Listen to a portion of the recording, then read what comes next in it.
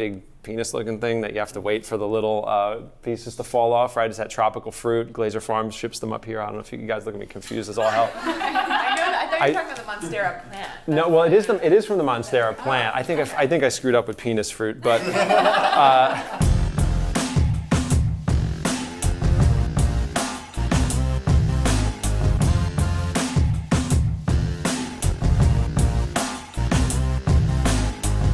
What's up, my friends? Welcome back to another podcast. My name is Mike Perrine. This is the Everyday Detox podcast.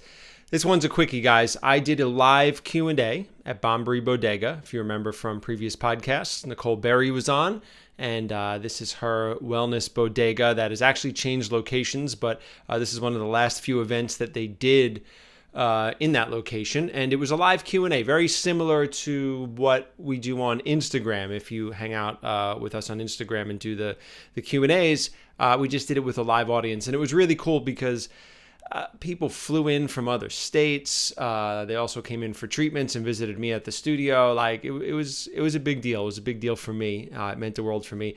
I'm really grateful and want to thank Nicole for having me over to do that. We did another one just at the beginning of this year, 2020, where Gil and I did a live Q&A together, and we were actually the last event in that old location before they moved. So that will be coming up also on another podcast. The idea to release this as a podcast was kind of an afterthought.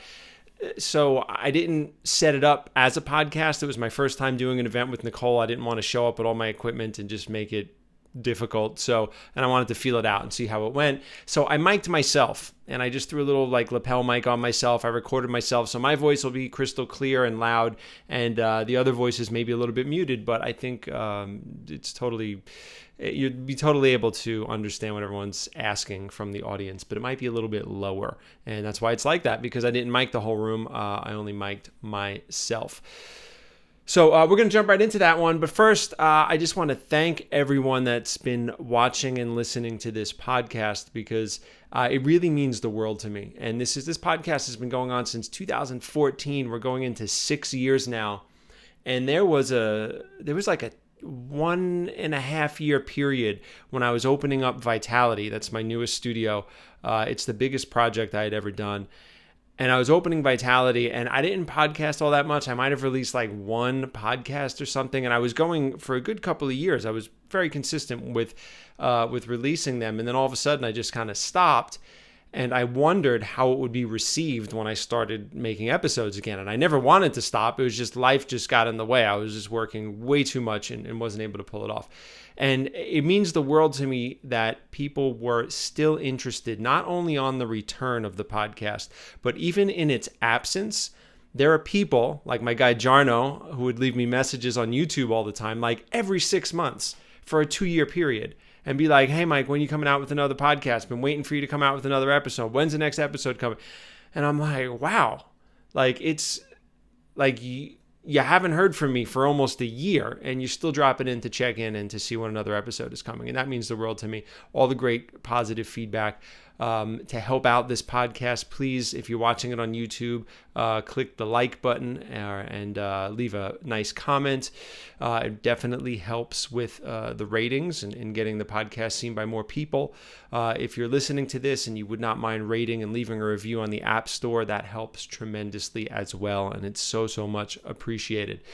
Speaking of podcasts, I just want to give a shout out to another podcast.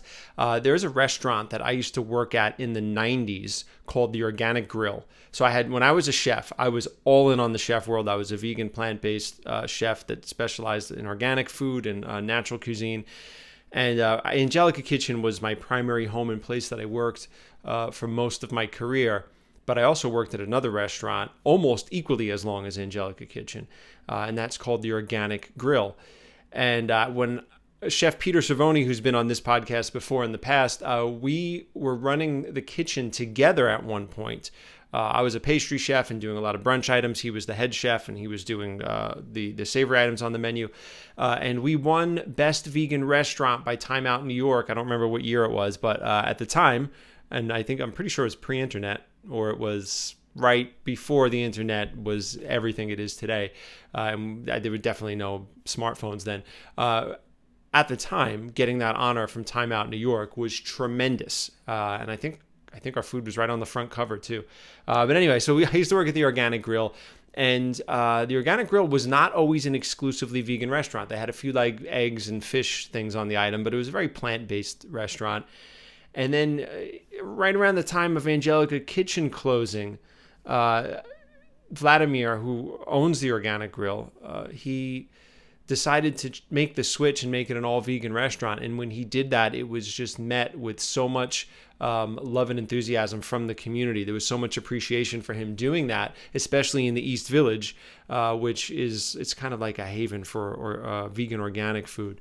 And he did that, and it's become one of the most popular vegan restaurants in New York City right now. And they have a podcast called OG Talk. The OG is from Organic Grill. And Vladimir and his colleague Eddie, who is he's a comedian. They have guests come over to the restaurant in the morning before they open. They've had John Joseph on. They've had Peter Savoni, who's been on this podcast, Artie Lang, and other comedians and actors and people come on. And they celebrate plant-based living and focus on plant-based living and eating in that podcast. So I just wanted to give them a little shout out because they're dear old friends of mine. And I think in the absence of these podcasts, that's a great podcast to listen to. A lot of the similar themes and content and mindset are happening over there at the Organic Grill. What else has to happen here? I'm going to not do a big thing on all of the ways to support this podcast. There's affiliate links below. Every product or service that I ever recommend are ones that I get value from myself. So you can rest assured that I have received some sort of value from the things that I am recommending to you. So if you would like to support this podcast, please drop into the links below and either get some next level bodywork at Vitality or grab a t-shirt at Roots and Sky Clothing and support us that way. And without anything else, I think we're done. Let's jump right on into this one. I hope you guys love it. How many people listen to the podcast or even know that there's a podcast? Oh, okay, very good. Because I ask because my Instagram is, people think it's like a lifestyle blog because I show chickens all day and smoothies and stuff. But it was actually meant to be for the podcast. I'm just so behind schedule. And then people go, you have a podcast? And I'm like, oh, that was kind of the point of this Instagram account. There's like a bench here fully empty too. Here. Don't be shy. Okay, so, Mike, you own Vitality in New York, which offers colonics, cryo, infrared. Tell me more about Vitality. So I've been a colon hydrotherapist for 17 years, and I used to own What is it called? Colon hydrotherapy? Oh yeah, okay. Right. I thought you said a colonizer. I wasn't sure if there was like a certain name for the person. That's what the acupuncturists always call it. The Chinese acupuncturist people come, they go, my acupuncturist in Chinatown said no colonizing, no colonizing. No, colon hydrotherapist. For 17 years. I used to own a studio down in the East Village for a long time. I used to work with Gil Jacobs for many years. And then I sold the studio, and I had a non-compete for a few years. And then once the non-compete expired, I had given a treatment to one of my business partners and investors' wives, and she said, what are you doing with yourself these days? Your non-compete's about to expire. And I said, I think I'm going to go help my family up in Maine with some stuff and leave New York because I was kind of getting a little sick in New York. And she was like, the treatment was one of those, I don't know if you guys have all had colonics, but it was like that mind-blowing treatment. And she was like, no. Your non-compete expires in 2 months. We're going to get you all the money you need to open a new studio. And I said yes. So it's the biggest studio I've ever done, and it's in Midtown, which is a very interesting neighborhood. I thought the East Village was rough. So it's a very interesting neighborhood, but it's a little oasis in the middle of Midtown. And we have amazing therapists. We do gravity colonics. We brought in cryotherapy, which at the time, 3 years ago, was just becoming popular. It's getting very saturated now because if you've ever experienced it, it's like it's next level. It's one of the most incredible things. So we see mostly people for colonics, cryotherapy, and infrared saunas. Amazing. Yeah. And so let's just go back first from your journey. Were you born into this life? Were you always interested in juicing as a kid? Did your parents do this? Not at all. So, okay. Yeah, it's really interesting. I'm from the cleansing capital of the world, which is Staten Island, New York, the jewel of the Atlantic. Yes. For some reason, myself, Tom DeVito, who works with me, who's been a therapist for 20 years, Gil, who's been, he's like the guru of colonic therapy, Dr. Fred Bishey, who's been a clinical nutritionist and eating a raw food diet for 50 years, are all from Staten Island. And if you know anything about Staten Island, it's like us and then Guido's. Like, it's just like the weirdest, it's the weirdest thing that came from there. But, you know, when I grew up there in New York in the 80s, there was just a lot of bad influences, made a lot of bad decisions, got very wrapped up into alcohol culture and used it to medicate anxiety. Of course, like just having no self-responsibility or control, lots of bad food. There's pictures of me online looking horrible. I was about 60 pounds heavier than I am now. But I was very young, I was 19, and I read a book, the autobiography of Malcolm X. And when I read this book, it just totally opened my mind. I call it like almost like a spiritual awakening, because I don't know, I didn't have any discipline. I was making bad choices. I was surrounded by people that were also doing the same things that I was doing. But something from that book, and it was really the lessons of self-responsibility that came from that just totally opened me up to stop drinking, stop smoking. I stopped eating pork. I didn't know what I was doing. I was trying to model someone that I admired very much. So I didn't have any connection to being Muslim. But I thought, well, Malcolm X knows what he's doing. And I was like 19 years old. I was like, I'm going to stop doing that. But one thing I started doing was educating myself. And I started educating myself about nutrition. And I went into a health food store looking for soy milk because I heard soy milk doesn't have cholesterol. That's good. Let me get soy milk. That was the extent of my nutritional knowledge at the time. And I was in the, you know, I still remember where I was standing, Family Health Foods in Staten Island, and I had a little thing of soy milk in my hand, and I was walking past a bookshelf, and I saw a book called Diet for a New America, and I picked it up, and I was like, I'm going to read this book, and I started reading it, and it was just like mind blown. Diet for a New America. America, yeah. I didn't know that animals were treated poorly. I didn't know that I mean, some part of me knew, but like I never thought about the consciousness they have, the personalities they have, how much they suffer doing that. I didn't know that pesticides would accumulate in food and work up the food chain. So this was all new to me. So of course, like 48 hours later, I'm vegan. I'm like all in. I'm all in on vegan. You know, I'm like 19. I'm like college age, idealistic, everything. The world has lied to me. You know, like, so I totally rebelled, went right in, and I never stopped. And I went through intense detox processes. I lost about 60 pounds in 3 to 4 months. Everybody thought I was sick. My mom thought I was malnourished. And I was getting fevers all the time. My skin was horrible. Didn't know anything about a colonic. Didn't even know about getting a massage. Like that was just like spa work for me, you know. Right. Cryotherapy wasn't around. Had no connection to like bathhouses and saunas and that kind of treatment. So I just went through it. I just kept eating clean. And I remembered from high school a teacher that would talk about this guy, Dr. Fred Bishey, who was like this radical nutritionist that talked about how flour was bleached and, you know, dairy wasn't a human food. And I just kind of always remembered that. So I found out through a friend's father who he was. I called him up. I went in his office, and he totally schooled me on nutrition. He put me on a diet that a lot of people still practice today, like a food combining whole foods, plant-based diet, mostly raw diet. And I just went deeper into the cleansing work. Yeah. That's incredible. Then, about 4 years into it, I was reading these books. I was like, I should feel like Superman. I'm reading these books. I'm eating all this organic food. I'm eating all this plant. I should feel like Superman. Right. I don't feel that great. Someone I knew was getting colonics. They said, hey, you want to come with me to this appointment? I said, okay. Meet Gil. Right. Don't stand outside. Come on in the room. Oh, okay, now I'm watching a colonic. And he, you know, we started talking, and he's like, what's your deal? And I was like, yeah, man, I eat clean. I do all this stuff. He's like, yeah, I can tell. I see it in your face and stuff. And I was like, but I don't have all like this insane energy, you know? And I was like, I was thinking maybe I should like eat some eggs or go back to eating fish. Nah, kid, you just need to take a big shit. Let's get you on the table next. Okay, so, you know, that's where I learned about how elimination has more to do with nutrition. And I was working as a chef at the time, so immersed in the food life, so immersed in organic food, used to cater the biodynamic farming conference. But I realized that, you know, addressing what's going on in the gut was the #1 way to affect the chemistry of the body. And I was like, I want to do this. Mm-hmm. Yeah. And that's when it kind of synthesized. Yeah. Yeah. I mean, I went to the school like 2 weeks later. Like I was done and certified, and I was like, Gil, give me a job. And he was like, wait, you already went? Yeah, that's incredible. Yeah. So your handle is called Everydaydetox, right? Let's just like pull back before I'm sure there's so much like nitty gritty and minutia that we want to ask you. But just like big picture, why detox? Like, why are we I feel like, I mean, throughout the 80s, 60s, 70s, you know, there's always been a subculture of like health and wellness, of course, you know, but I feel like even more in the mainstream, detox, everyone's looking to detox. What is it about detoxing that we're so interested in, and why, do you think? Well, it's because we went away from the natural way that humanity lives. So anytime we take a departure from the food that we were meant to eat, or we create chemistry that the body's never seen before, like chemicals in the factories and the exhaust, there's an accumulation that starts to happen in our tissue. And that's why everybody starts to feel really toxic over time.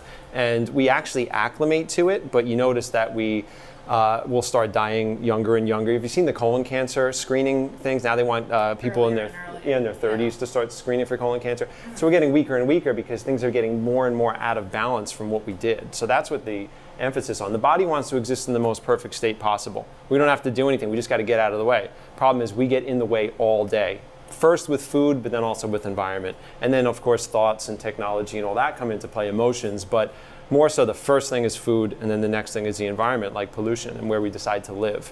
So once that stuff starts to enter our body and accumulate, it starts to create problems, even though it's amazing that we all live in New York City and we're alive. When you think about like a 1 degree temperature change from global warming will kill off an entire population of fish, and then the bacteria it just goes to, but human beings for some reason can do insane things with like pharmaceuticals, recreational pharmaceuticals, everything, and we're still here. It is pretty incredible. Yeah. So big picture, what is the philosophy that you follow when it comes, let's say like you talked about environment and particularly food, right? So what is the food philosophy that you follow in a broad sense, for someone who's new to this? I mean, the broadest way to think about it is that like Everydaydetox, that name came out of consistency. Like everything is based on consistency. Detoxification doesn't happen it's not an event that happens, right? It's something that needs to be maintained all the time. And it's a marathon, not a sprint. So things do happen miraculously. Like sometimes someone will have some issue, colitis or something, or even cancer, and then all of a sudden they do like this one thing, they juice fast one time, and all of a sudden the tumor dissolves. Like that happens, but for most people, it's a marathon. It's like when people look at Dr. Bishy at 90 years old and go like, oh my God, what's your secret? What do you do? He was practicing that secret in the 70s. Yep. You know what I mean? People look at Gil, oh, you look so young for your age, you look so great. That happened in the 80s. Right. And when sometimes people compliment me, oh, your skin looks great, or you look good, or whatever. It started 25 years ago when I got into this at 19, right? So it's compound interest of consistency of clean living. Now, what that looks like for everyone, it's that there's variables all over the place, depending on what you like to do. Right. Yeah, some people, there's non-negotiables. I must drink wine. I must drink coffee. I must eat chocolate. Like those are the three. Hey, no, how you doing? Those are the three. Yeah, those are like the three biggies that I hear all the time. Yeah. Other people have no interest in being vegan, and some people do. So it all depends on what you want to do with it. But. Right. So you at Vitality, or just also online, you've coined the term like the broom salads and the broom smoothies. I can't take too much credit for that. Okay. I think I stole that from Arnold Ehret. I've not read the Mucusless Diet for a long time. He but might come out of the grave to come get me. Yeah, he might. Yeah. But okay, fair enough. But you've revived Arnold Ehret's broom smoothies and cleanses. Tell us about like what is the concept of a broom drink or meal? Well, a lot of the broom foods are fruits and vegetables that are chosen. Like when I developed the Vitality Broom Cleanse, by the way, if nobody has it, it's free. You can go to my Instagram link, download it, totally free. It's a series of recipes and an explanation as to how all this works. But the broom ingredients are selected based on their fiber, enzyme, and acid profiles and how they sweep, absorb, and dissolve waste through the center of the body. Hey, what's up, Daphne? How you doing? So that's why I chose those ingredients. And they're things like carrots, beets, celery, fennel, pineapple's a huge one, apples are great. An apple a day keeps the doctor away because it makes you shit, right? Not the vitamin C's, a little bit of it. The rest of it is because it sweeps waste out of the body. And it's as simple as that, the broom foods. I mean, baby greens and stuff are great, enzymes, minerals, all that, but it's not ultra cleansing like those other ones are. And not everybody needs ultra cleansing broom foods, but a lot of people starting out would benefit from using them. Yeah. So going back to the concept of everyday detox, a lot that we hear, in this day and age are kind of like the extremes, like the going hard on the weekend warriors type deal, and then going back on during the week and like being really clean, and then stock graph dieting, up down. Yeah, exactly. And so the juice cleanse has become so popular, and the master cleanse we talked about yesterday, and the water fasting and all that. Those are really extreme things. And what I really like about following you is you do talk about consistency. You talk about the everyday detox. So what does that look like? Let's say not necessarily for you, because I want to talk about what you do personally too.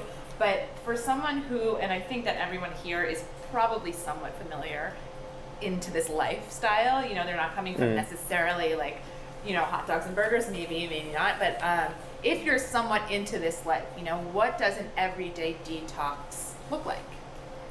The way I like to set it up is I'm really into what now has a name, intermittent fasting. Never had a name before, but the more distance we create between meals, but particularly the evening meal and the morning meal, it really allows us to get out of the way of what the body wants to do. And now with all the studies that are going into like these short fasts, these intermittent fasts, they're showing how the body will even find damaged DNA, which could replicate and turn to cancer, and it'll find those damaged cells and it'll destroy them and pull them out of the body in that time period of absence of food. And why is that?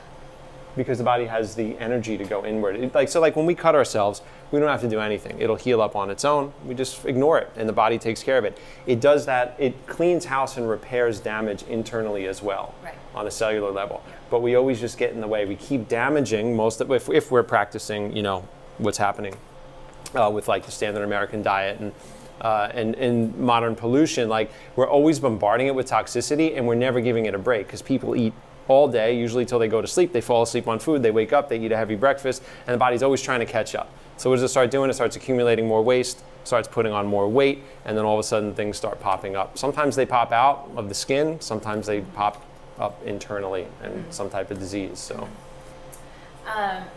you're talking a lot about elimination, right? And the absence, having like flow, in the body. But what do you say to those people who say, well, body eliminates naturally? Why do we need any sort of boost, such as a colonic? Well, it does eliminate naturally for most people. I love when I see like a doctor go like, well, body eliminates naturally and nobody needs like a colonic. And I'm like, do you know my clients that like come to me that come from doctors that are like, they gave me laxatives, I haven't shit in a week, and I haven't not everybody eliminates naturally because of this, there's emotional reasons, there's all sorts of reasons, but a lot of it is because of these lifetimes of eating foods that we were never meant to see. So everything starts to get effed up in the core. But it is a natural system, right? And if we were just walking around on the earth with zero pollution, drinking water, eating roots and things, and eating our regular diet, squatting when we go to the bathroom, nobody would need to do a colonic. Interestingly, when they started doing bowel cleansing was like around the time of agriculture. And the reason that cultures developed that, like I think you see evidence of it from ancient Egypt, you see it in the Essene Gospels about talking about doing cleansing internally. You see it in the ancient yogic scriptures where they would take a reed, put it in the backside, go in the ocean and draw up salt water and do their, what is that called when they, it starts with an N, I forgot, that yogic exercise. Then they would flush it out into the ocean, right? So that all started because of agriculture.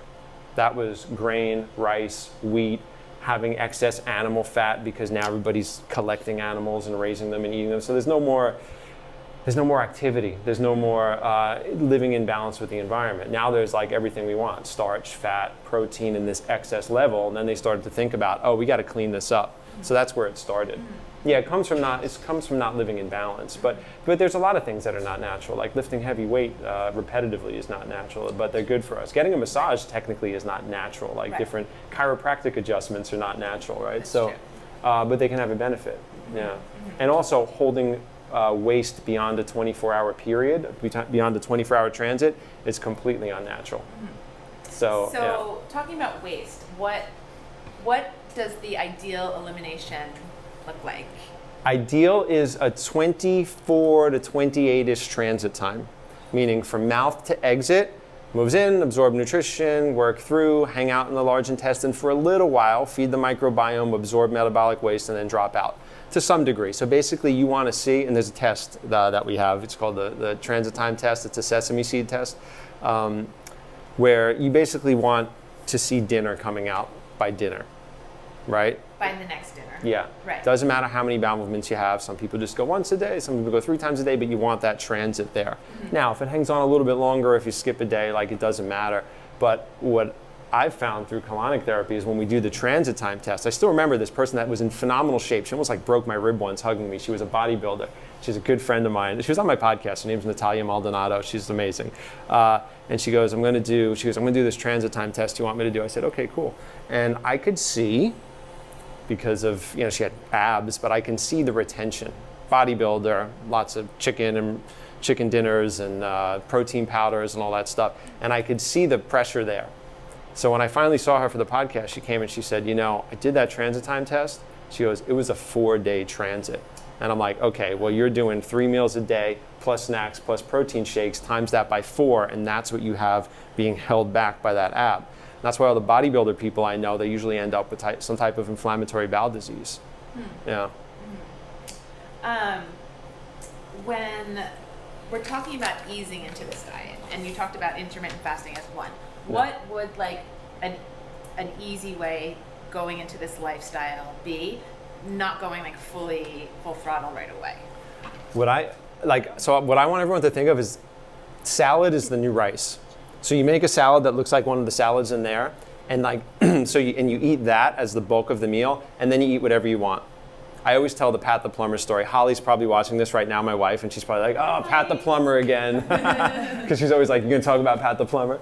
Pat the Plumber built my first colonic units in my first studio in the East Village. When I met him, he was 465 pounds, and as soon as he got out of the truck, I was like, oh. But he was from Staten Island. I was from Staten Island. In 2 minutes, we were best friends, and I was like, so dude, what's up with all this heaviness? Like, what's going on? Told me about his whole life, all the struggles, right? We got him he would juice with us all day, and then he's like, Mike, what do I do? He's like, I'm a food addict. I used to be like a narcotics addict and an alcoholic, and he's like, I don't do any of that anymore.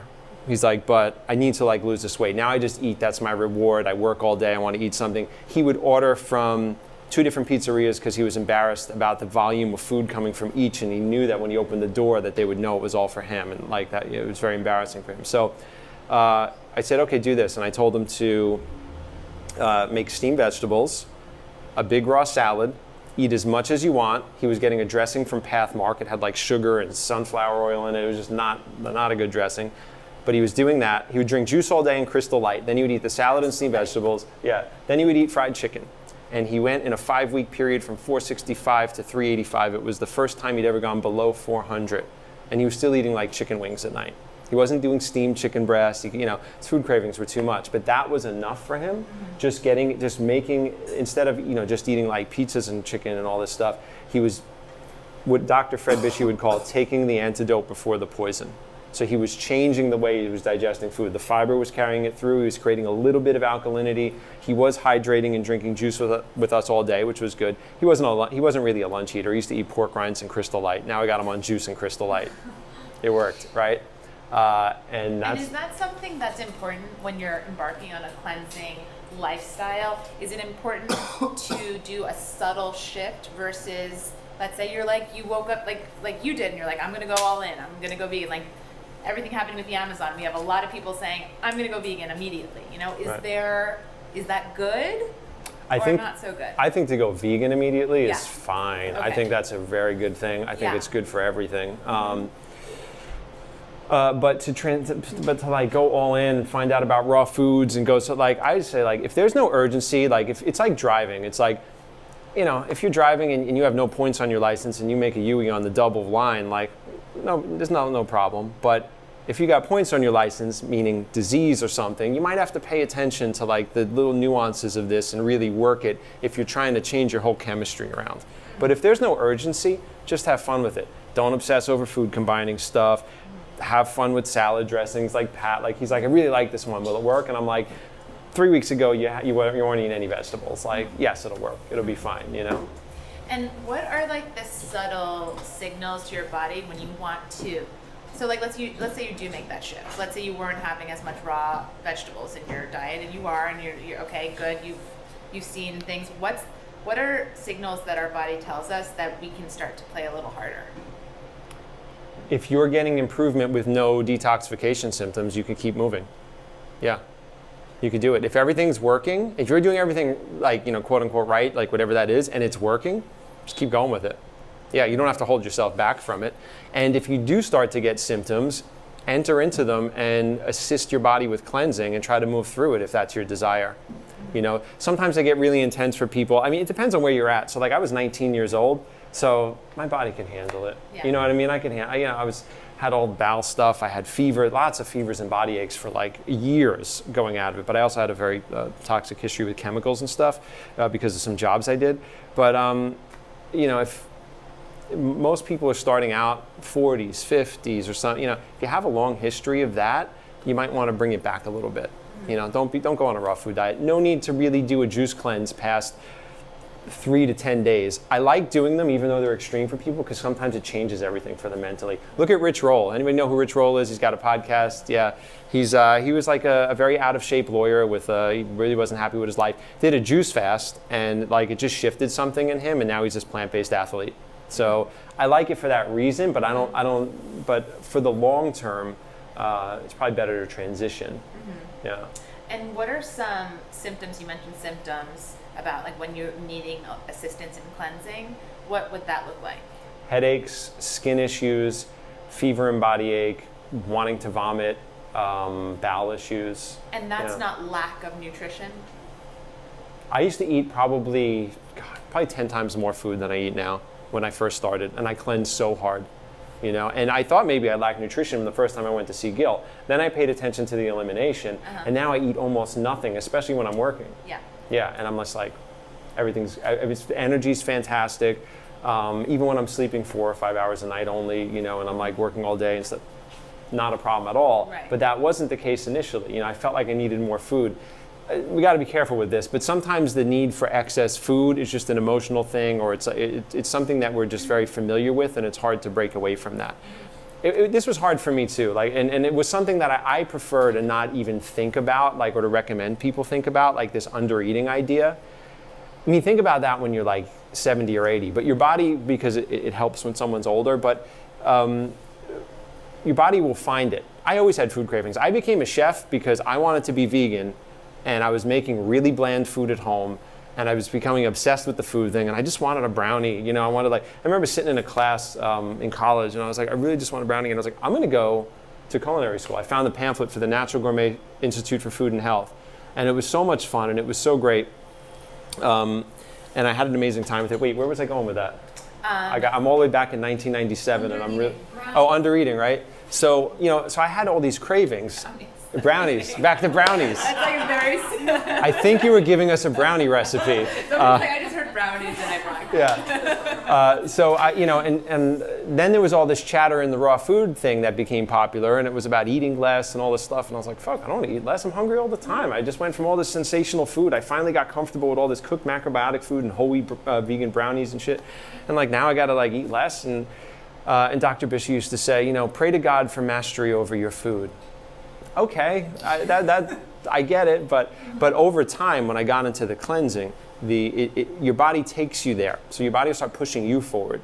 And suddenly, all of a sudden, I had less of a desire for food. Too much food didn't make me feel good. If I ate grains, I got all snotty and congested. And and all of a sudden, everything started to self-adjust to where I'm fine not eating. But I let my body kind of take me there. So you do quality first, and then you worry about quantity later. Mm-hmm. So I was just working with someone today that they came in for a consultation, and they're starting the day with bacon, egg, cheese type of stuff, and it moves on to more greasy stuff. It moves through that.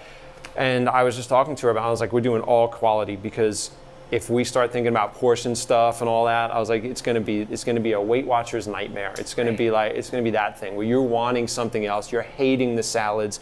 I was like, I got her doing the salads. I got her doing steamed vegetables, doing broom cleanse dressings. And then I was like, if you're happy with that, good. If you're not, that's when you come in with whole wheat pasta and all that. I want you to eat food that you like. Mm-hmm. Just make sure it's quality though. Don't be eating white pasta with Parmesan cheese on it, because that's gonna really keep accumulating on you.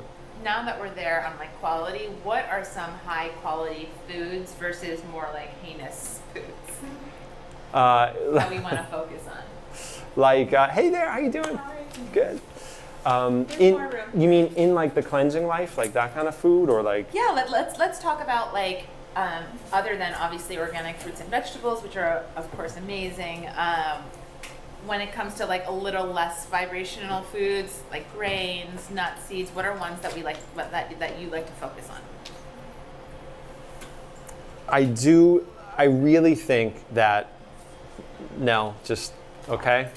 Just don't jump over here and punch me in the face.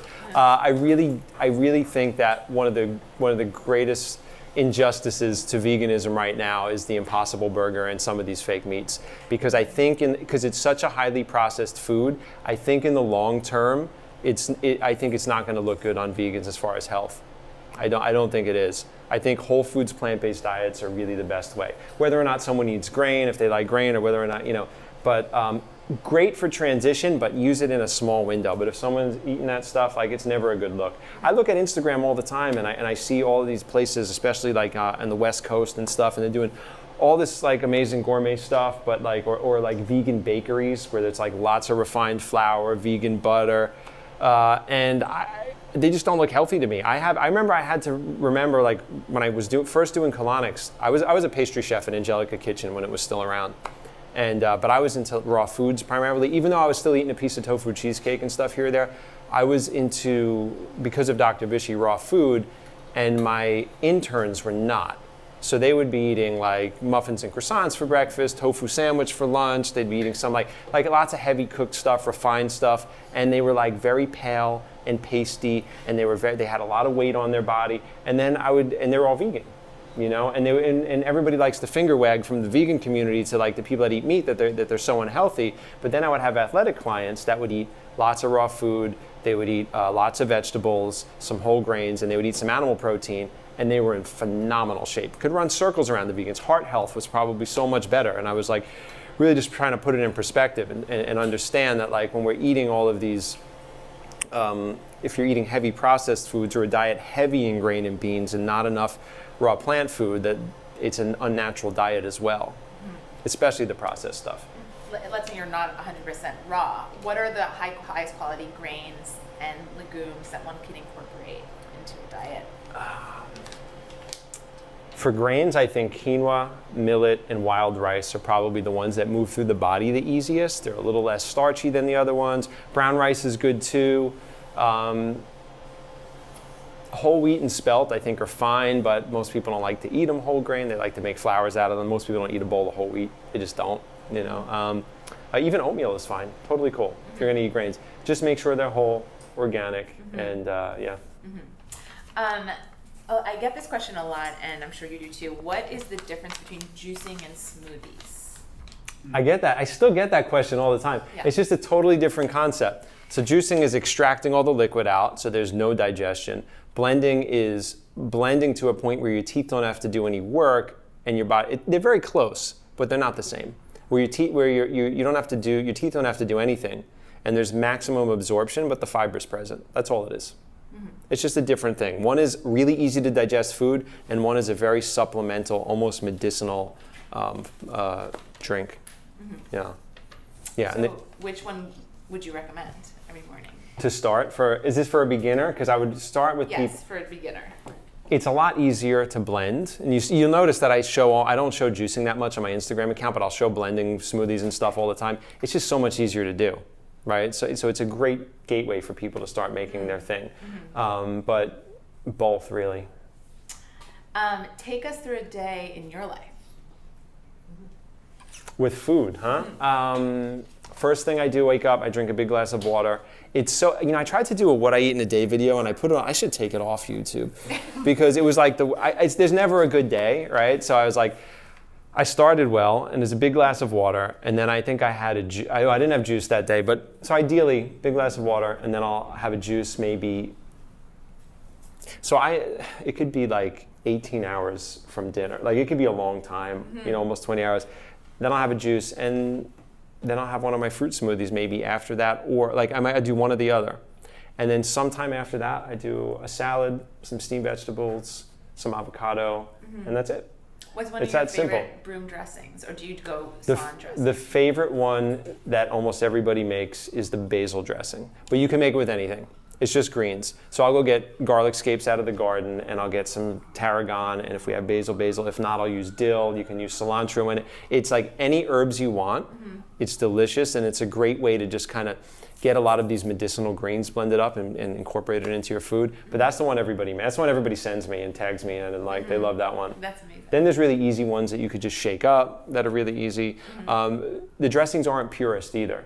So like there's a little bit of maple syrup in them. I've created this thing where we have the right, because I'm creating it so that we want to eat the food, right? There's from food combining perspectives and from like, raw food purist perspectives, there's other dressings you could make, right? But this is designed that with ingredients that everybody knows, everybody can get, and it's going to be a little sweet, a little acidic, a little salty, and it's going to make you want to keep eating things that we would normally see as bland, right? Yeah. The basil one is the one everybody tags me in though. Really? Yeah. I'll look that up. When it comes to self-care things, body work, that sort of thing, other than colonics, what do you love and what do you recommend to your clients? The one that has become very popular, like cold therapy, is one of the most incredible things ever. Cold immersion is so great. A cold shower every day. It boosts. Do you take a cold shower every day? I do, yeah. You don't do a hot shower? I do a hot first. Okay. Because just the soap thing, I gotta like get it off, and also I build up a lot of tension sometimes. So I like the expansion and the contraction. So. One of the reasons people get, and this is one of the things that they totally dropped the ball, that nobody saw. They dropped the ball on this with cryo. Like they'll talk about, oh, it makes you lose weight, or it's great for your skin, or it boosts your mood, and like they have all these like little marketing things. And I realized that they really dropped the ball on the detoxification part of this. So and they know this from like the Russian bathhouse and the Turkish bathhouse, when we expand and contract, there's a whole body cellular contraction, and the cell membrane will decrease its surface area to conserve heat. And when it does that, it pushes wastes and gases out of it. So it's really nice to kind of expand, and then I go right to cold when I'm done because I like the shock of it, and then my body totally contracts. And that's what a cold plunge is at a bathhouse. It's the exact same thing. And you could do this on a daily basis, and your body will start to get used to it. So it's a whole system detox process, but you'll notice immediately you might not notice like the heavy metals moving out of your tissue or something, but you're going to notice the inflammation drop because it's going to squeeze all of the fluids out of that tissue, right? That's what hot cold is like with a so you don't need physical an infrared therapist sauna or a cryotank necessarily at your home. You can take a hot and cold shower. Yeah, now the infrared goes much deeper as far as a sweat, and a cryotank is totally different than a cold shower though. Right. Yeah. Cryotherapy it's a dry experience, so it can get much colder because water can conduct it, or fluid can conduct its temperature into the body like 20 times more effectively than air can, right? So you could stand at negative 250 degrees for 3 minutes, and the surface of your skin knows that there's something terribly wrong. Your mind knows, like, oh no, it's cool, I'm chatting with Kyle and Lale, and we're all laughing, and I got a minute left, and it's fine, but your skin has no idea. So it starts sending a chain reaction through the body to keep you alive. It boosts norepinephrine, it boosts the immune system, it contracts all the blood vessels, it contracts the cells, it's trying to conserve heat. One of the ways it helps people lose weight is repetitive cold exposure.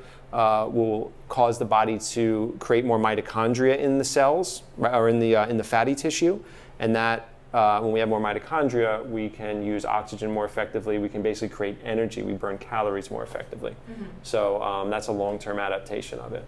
That's super interesting. Yeah. So cold therapy, any other things that you like to do? I really like to do, and this is almost for reasons of peace and like mental work too, is the Wim. Does everybody know who Wim Hof is? He's like super popular, he does his thing. I started doing his breath technique, and it helps me so much. And it's blissful. It's like getting high on your own supply kind of thing. Yeah. It's so incredible. So that's a great practice. I'm sure if I think more, I could think about it. But aside from fitness and cold immersion and the breath work, like that's kind of, because there's so many things we could do. I could get in the sauna all day, we could get colonics all day, it's like, there's so many things to do that are beneficial. Like those are the ones that I focus on. Amazing. Yeah. I want to open up to the questions because I'm sure that you guys have a lot. I'm just going to do a quick rapid fire with you. Okay. And you can just answer the first thing that comes to mind. What about a workout? Well, I'm off my workout game right now because Okay. I'm traveling for 2 weeks, but Yeah. what I really love to do, warm up on the rebounder. I stopped running because first of all, I hate running. I fucking hate it. I hate it, but I was running a lot last winter, and I realized I was like, I fucking hate this. So I don't love running, but I warm up on the rebounder. And then I like to do things that are fun. I like to do battle ropes, mace training. I'm really big into mace training. That's like when you have a big staff with a ball, sometimes at 10 pounds, 15 and 20 pounds, and you have to stabilize them so you could swing them and do all sorts of like exercises with them. And it's just a lot more fun to me than like standing there. And I'm not that guy. I was never that guy. So I like to do mace training, battle ropes, a lot of mat work, dips. Yeah. Okay. We talked about body work. What about favorite restaurant in New York when you come to visit? They're both gone right now. Oh. Yeah, they're both gone right now. What were they? For cooked food, it was Angelica Kitchen, because I tell you, that's like my hometown high school. Yeah. Like I was there on closing night. Oh. It was like a big, like I made friendships there for life. Like, and they really led the way for like all of this. Yeah. Like they were the first organic vegan farm to table type of thing. Yeah. And like for real, like the ethics that place had, that Leslie created, it was like such a game changer. That's the New York that I love, and I remember so much when I worked there. I worked there for 7 years, and it was so great. And then Pure Food and Wine. That was my favorite raw food vegan restaurant ever, I think, in New York. Really? And that was it. So how do you nourish yourself now? Or do you just not? Like here in New York? Yeah. I work, when I come into New York, I work a lot, 16-hour days, and I don't have a lot of time for anything. So I go to Whole Foods, I buy a box of pre-washed baby greens, I buy tomatoes, I buy some cashews, I throw it in a bowl, I buy some sauerkraut, and I put a little olive oil, sea salt, and a squeeze of lemon, and that's my dinner. Okay. Yeah, and then the rest is all juices and fruits that I buy at those, But I just keep it super simple. Yeah. But I'm here, like, I'm on a mission. You know what I mean? Like, Yeah. at home, I might play around a bit. I make my smoothies. I show them on Instagram. I do all that stuff. Not here. Yeah. What? Favorite blender? Vitamix. Vitamix. Yeah, love it. We're coming into fall a little bit, so favorite fall seasonal vegetables? I mean, I do love squash and stuff like that, but I'm more of a summer vegetable person. I don't know if I have any fall favorites. Really? I don't. Oh my goodness. I don't. I love the heat. Every time the fall would come in New York, I'd think about our 6-month winter, and I'd just be like, shit, am I going to eat apples for the next 6 months, Right. Well, you do post about your tropical food deliveries. Those are gifts, by the way. I don't order that on the reg. My wife will be like, you're a good guy. I'm getting you a gift this month, and then I'll get a little But what's something. your favorite tropical, like exotic fruit? My favorite fruit of all time that made me feel like this is going to sound so crazy, but I've said it on podcasts, that made me feel like a real human doing human things. Because I grew up in New York City.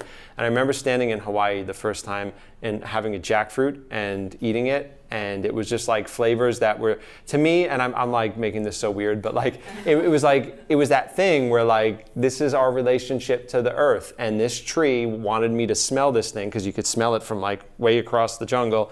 And it wanted me to eat it so that I could throw its seed over here, and it tastes amazing. And it was this whole sensation of like, it was a religious experience. And I was like, this is kind of where it's at. So that's always been my favorite fruit. That's amazing. Yeah. Go-to juice right now for you? Right now, what I make in Oregon now, that I have time, fennel and fennel tops, the giant tops. I buy these beautiful ones from the farmer's market. That with apple, lemon, celery, and kale. But like the fennel overpowers it. Like I love sweet fennel juices. Mm-hmm. Yeah. What about smoothies? I mean smoothie, like your go-to smoothie right now. Yeah, there's kind of like, the one right now is watermelon with berries and either lavender or the different mints that I grow. And that's so dope. Watermelon and cherry is so great. I make smoothies like that, very fresh. For the summer, then I get into citrus and berry smoothies. So I do like blended oranges. Sometimes I put green powders in them. I ruin them with green powders because it always tastes a little too green. Which green powder? I love Health Force. Sun Food is good too, but Health Force products are the best, I think. Yeah. Like Vitamin Mineral Green or Greener Grasses, like those two I'll put in there. And then when it's like a day that I feel like I want something a little heavier, I'll do banana berry ice creams. A lot of banana ice creams. Bananas and berries, or sometimes I'll do a cacao one if it's that kind of day. where it's like cacao and maca and bananas and some cacao nibs. Or I'll blend in a whole bunch of fresh mint and cacao nibs, and it's like a banana mint chip thing. Mm-hmm. So like those are the ones that I almost always do. What's the secret to making good banana ice cream? Almost breaking your Vitamix. It almost always breaks, you know, and you got to use the plunger. Yeah. One trick is to not add water, although I add water a lot out of laziness, but if you have ripe bananas, blend them first, let those be the liquid, and then add frozen, so then it's all banana. That's a good trick. Yeah. Yeah. Mm-hmm. Okay, what about like body wash and soap and stuff like that? Like, what do you use? Dr. Bronner's? Yeah. Oh wait, no, I actually don't use that anymore. Holly, my wife, has something that's like super, it's got like little lavender things in it and stuff. I don't know the brand, but it's really good. Yeah, I'm not that like into. You're not like into like. Do you make sure that it's non-toxic, or does it not? Oh yeah. Okay. Yeah. No, I don't use like Dove or something like that. No, we use like natural organic stuff. I just don't know the brand for the for the thing. I use a bar of soap. Like I got no hair. You know, I got nothing major to do. There's one thing that I guess I have a product now, but I use this only one thing, and that's the Be Yummy Skin Food from Live Live is the best moisturizing cream. Mm-hmm. I say face cream because if you're putting it all over your body, you're rolling deep with money, you know what I mean? It's like it's very expensive, yeah.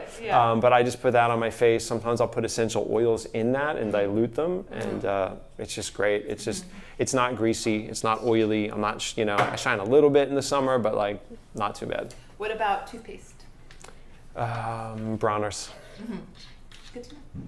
I'm going to open it up to questions online and IRL. Yes. Yeah. So. I guess on the colonic realm, or just like sweeping, I've come across like say bitter gourd or certain types of like white mushroom that really do the trick as far as clearing all that stuff out. You mean on your own, or like in prep for a colonic? Oh, okay. On your own, and then I guess as a prep to colonic too, if that, with that in mind.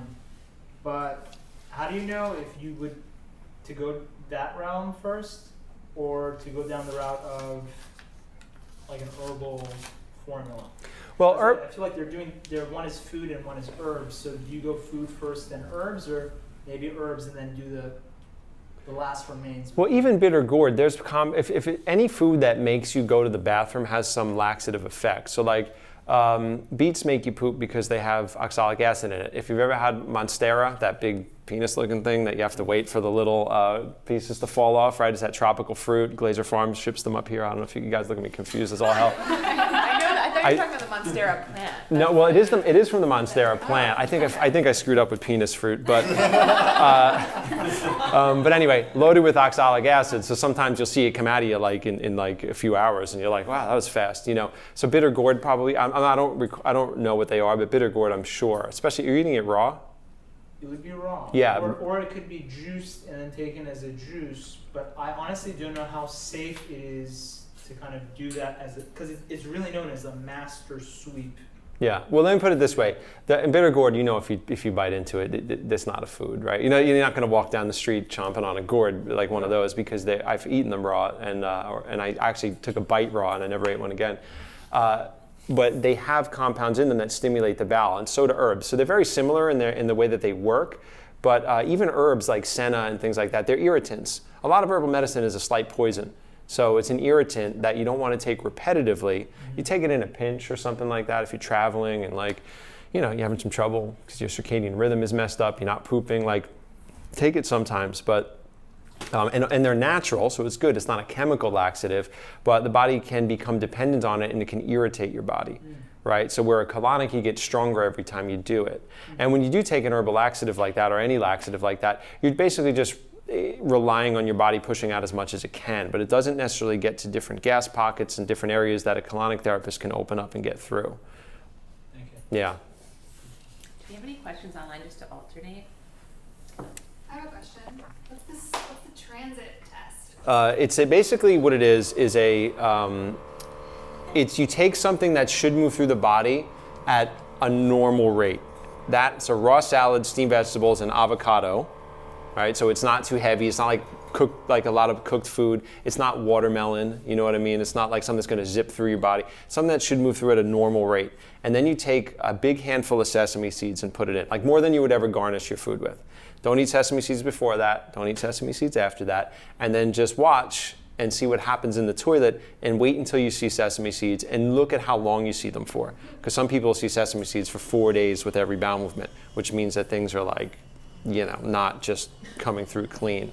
So, and that's how you tell. And that's how you tell what your transit time is. Some people, if you see it within 12 to 28 hours, probably means you got a good transit. Doesn't mean you're not holding on to waste in different areas in your intestine, but the new stuff is moving through in a good rate, especially when you're putting in the right food like fiber, salads, steamed vegetables. We put the avocado in there because it's like fat, it's a little heavy, you know, it's not just pure, it's not just like pure raw food, you know, it's like it slows it down a little bit with the fat. So yeah, and that's how you do it. And that's what took Natalia 4 days to see a sesame seed. Yeah. Because you'll never chew every one. Yeah. Right. Yeah. I heard in one of your questions the term vibrational foods. I haven't heard that before. What is that? That's kind of like a raw food term where it's basically talking about live food, right? So when we cook something, it's completely dead, right? So it's basically not contributing any life force to your body. You know, it comes from those kind of like lofty terms. It comes from, you ever see when they take pictures of food with the Kirlian photography and it'll show like the electrical energy of it? It's kind of cool if you Google it. Like, you know, you'll see like a kale leaf with like this like rainbow around it with all this stuff coming off of it. And then if you cook it, like it's greatly diminished. It still has a little bit of life to it, but like nothing. Yeah. And if you freeze it, it drops a little more. So there's a whole school of thought about food that raises your vibration, like high vibrational food, meaning live food that contributes this life force to you, rather than you having to put your enzyme potential in and bring back to life. So I'm glad you brought that up, Michael. It's like when we eat a lot of cooked food, the reason like raw food is thought of as superior is because we don't have to bring it back to life. When we eat cooked food, and cooked food can be very healthy too, I eat some cooked food, depending on how much it's cooked, for how long it's cooked, for what kind of food it is, your body has to then bring it back to life we have to put our enzymes into the digestion of it, and that takes away from our enzyme potential. And now brown rice and quinoa or like some baked potato, like that's fine. Like no one's gonna look back on their life and think they made a big mistake. But when we're eating a diet of heavy cooked food that the body's constantly compensating for years and years, 20 years, 30 years, that's where aging really starts to happen. You're constantly getting in the way of your body just wanting to live. When it was meant to eat raw food that digests easily, a lot of people think raw food doesn't digest easily because A, it makes them a little gassy and feels weird in the gut when they first eat it. That's a cleansing response. And also, we don't chew. As a colonic therapist, I'll tell you, nobody chews their food. When we look at the relatives, our ancient relatives, we look at the great apes, all they do is chew all day. They have the same digestive anatomy, and they chew and chew. They even juice. They call it waging or waging or something, where they take different stalks and fruits, things that haven't been softened for humanity through farming, like things that are really like fibrous, and they chew it and they suck all the juice out and they spit it all out. Babies do that too. Oh, do babies do that? Yeah. And then we learn over time Yeah. not to chew. Right. Any other questions? Yes. I have a question on supplements. You probably get this a lot, I'm sure. Just for people who are eating a plant-based vegan diet and having blood deficiencies in B12 and iron and vitamin D, like various kind of important areas, like what do you recommend? Do you think everybody who's a plant-based vegan needs to be supplementing? What are your thoughts on that? I don't think everyone that needs to be supplementing. I try to supplement and I forget, but I forget like for years. And then someone asks the question and I go, when I go back to Vitality tonight, I gotta go pull some supplements out of our shop because I haven't been doing it for a while. I actually intentionally didn't take supplements for years to have my blood work done, to see where I would be at. And I was deficient in vitamin D. It was February in New York, right? So the ones that are most important though, just to cover bases, this is what I tell people, just to cover bases. The important ones for plant-based eaters, just because even if you don't think you need them, like I didn't need vitamin B12. I was totally in range. I took supplements maybe 100 times over 15 years I remembered to take the pill. Like I never, I was totally in range. It was fine. There's actually a whole thing about B12. Our body produces its own B12 in a very well-functioning, perfect system though. Not most people's bodies don't, right? That's why in B12 injections and sublingual and patches are superior, right?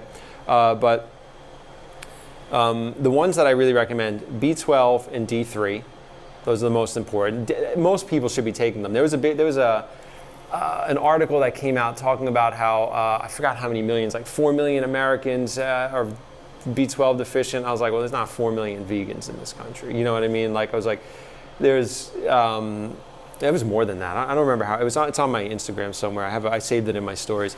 But most people have an absorption issue with B12 taking it. Even if you're eating steaks and all these B12 rich animal foods, B12 needs to be, it's a very delicate vitamin and it needs to cross through. There's something called the intrinsic factor. There's a protein that grabs it, carries it through, brings it to where it needs to be in the body to be utilized by the body. And that's like destroyed in most people because it happens in the gut and most people have a compromised gut. So that's why you'll see a lot of athletes and people that eat very protein rich diets and B12 rich diets, they still need injections because that's what gets it up. But B12 patches, vitamin D3, almost everyone gets vitamin D3 deficient, unless you're really living in the tropics, unless you're not bathing a lot in the tropics, because we're not meant to bathe as much. Sometimes we could wash off what's happening as our body converts D. So they notice the more showers you take, you could even become deficient in a sunny environment or during the summer. Don't shower on vacation. Don't shower on vacation, just shower in the ocean. Yeah. Shower in the ocean when it's time to go to dinner, and that's it. And I always say, hey, look, take one of the raw plant-based multis for whatever you are. Men over 40, women this, whatever the thing is, take it. Because why? Why not? It's a little pill. It's just going to load you up with minerals. You're probably getting plenty of them with the diet, but take it. And then the other one is essential fatty acids. Okay, and that's for skin and it's for brain health. And I really like the algae products, the DHA products.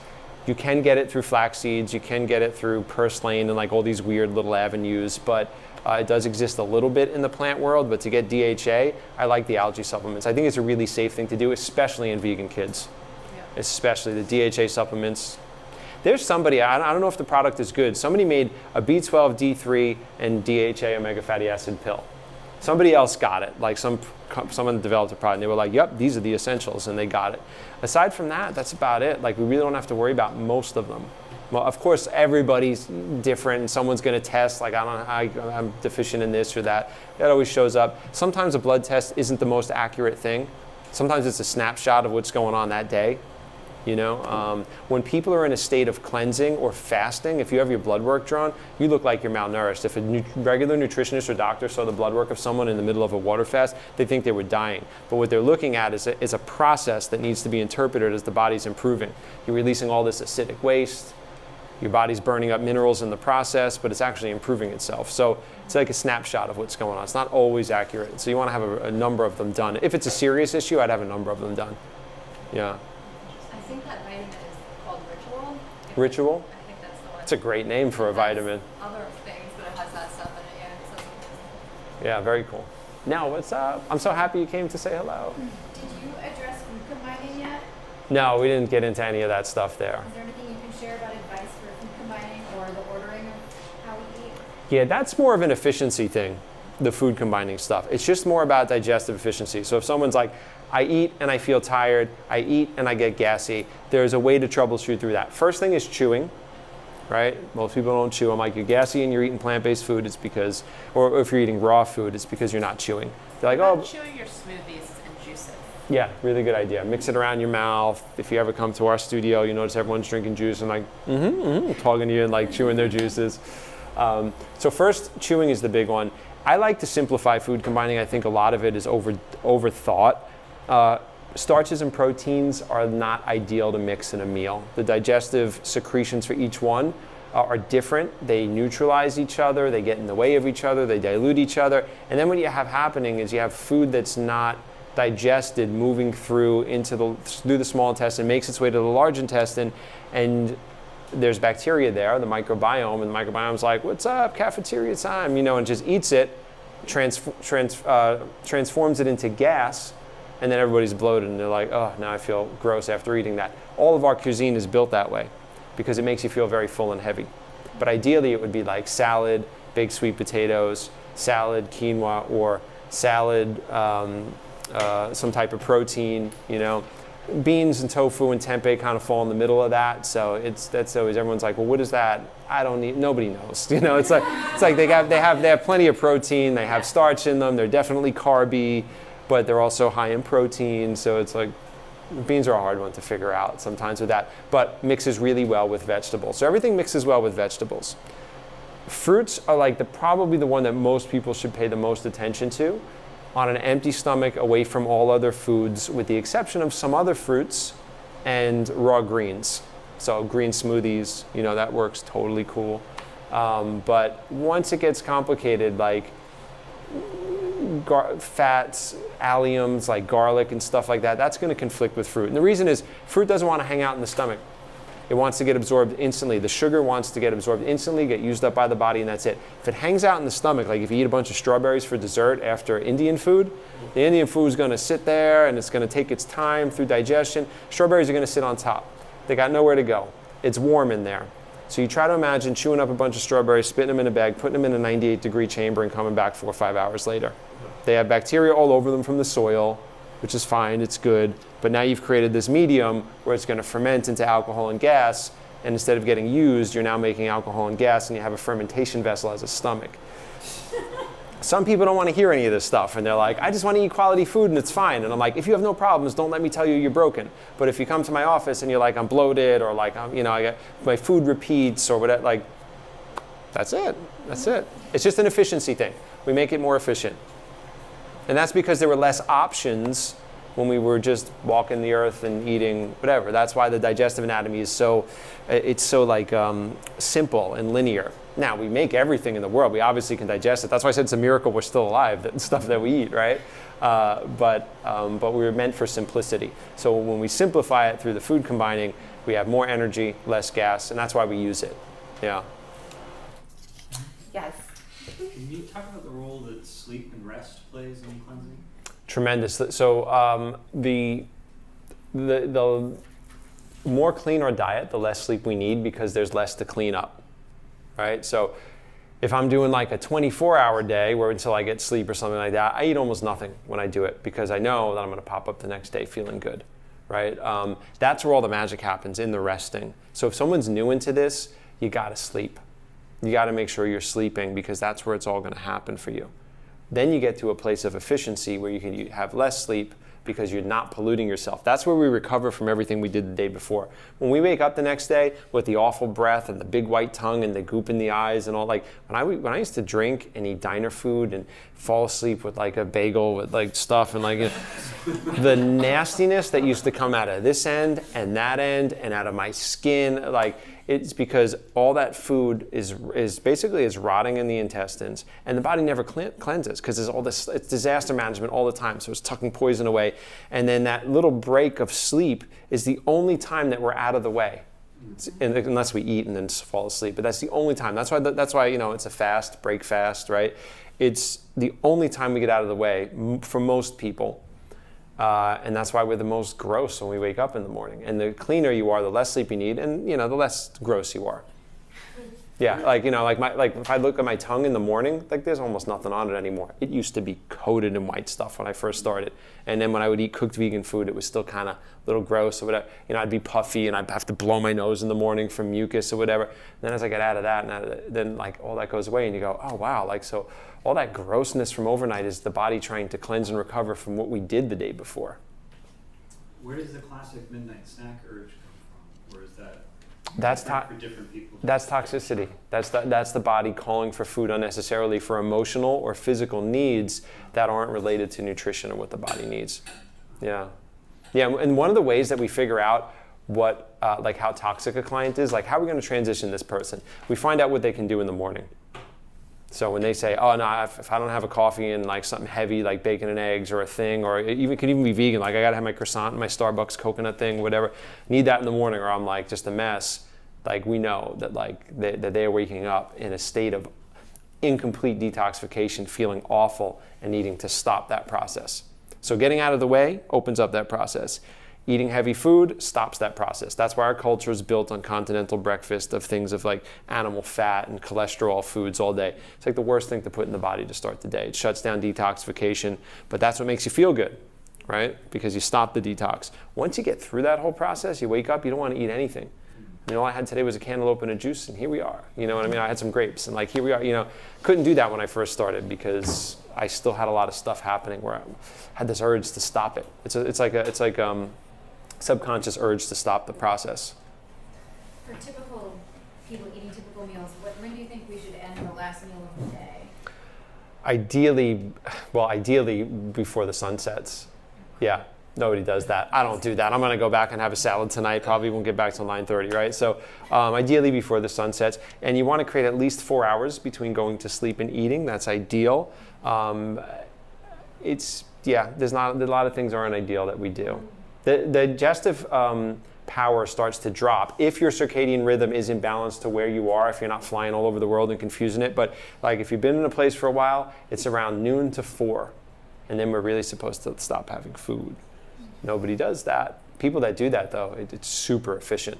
Super efficient. I just knew some people that weren't even into the cleansing life that like they would do that. And if they ate late, like they'd come to I had a party once in my house, and this woman came that I knew from meditation, and she's like, you normally don't eat this late. The next day she was so hungover. She's like, Mike, I can never eat that late at your dinner party. If I come next time, I'm not eating. Because she would normally finish eating around like 2 o'clock in the afternoon. You know, she was an older woman, so she was used to doing that, I guess, for her life. She'd done it for her whole life. And like, so ideally that's between noon and 4, it's at its peak. So we should actually be having our heaviest meal, but we don't even wind down our day until 7:30, 8 o'clock, you know. I used to get home from work at like 10:30 when I had an apartment here in New York, yeah.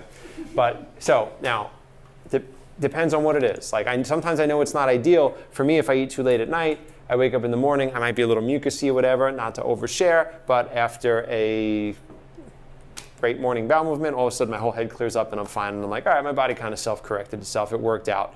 If the food's very heavy, though, sometimes that could drag on and on for the day, and it can make you feel gross, and you want to try to change it. How do you deal with being social or like being out late with your friends and not drinking, not smoking, probably not eating what they're eating? How do you? Yeah, the food and dinner thing, the good thing is most people want it, like, well, when Pure Food and Wine was around, it was great, but most people kind of want to do what I do, A, to make me happy because they're my friends, but they like the little adventure of it because it's so different from what they normally do. There's a great place, my friend painted it, he's a famous artist, he did all these hotels, it's called the Pod Hotel on 39th, they have a roof deck, and I took all my friends there last week on Friday because I had to get together with them. They all drink and they all do, you know, that's what they do, they all get totally drunk, and I just had a water and I sat there and I talked to everybody, and it's not a table, so like they're not like saying like, oh, you're not drinking, and getting annoyed that their table doesn't have as much revenue coming in, you know. And we're all just hanging out on this beautiful rooftop on the east side with like, you know, like all like the little ball lights and the view of the Empire State Building, and everybody gets to drink and I get to have water, and I ate before I left, and it was great. Luckily in Oregon where I live now, they serve kombucha at like all of the breweries and all those like places, so I'll go there. I can go there with my wife and her friends, and I could just like look like a normal person and I could order something and have it. But yeah, it gets a little weird. Like I don't, like when we all go out for Indian food, like I don't eat it. So I just kind of, I'm there for the people, you know, and I just kind of like, I don't need anything, but as long as I talk a lot and everybody knows my deal, then it doesn't seem to be a problem. But so that one of the biggest keys to success with all of this is like self-responsibility. I determine what's right for me and what makes me feel good. I don't care if they don't have the thing I want on the airplane. I don't care if the restaurant doesn't have what I want. Like, that's who I am, and that's it, and that's what I do, and I do it consistently, and that's like the key to all of it. The good thing is a city like this, there's so many cool places to go. Pure was the best because everybody loved the adventure of the meal, and they had lots of great alcohol, so like everyone was happy. Yeah. Well, thank you so much, Mike. Yeah, thank you guys.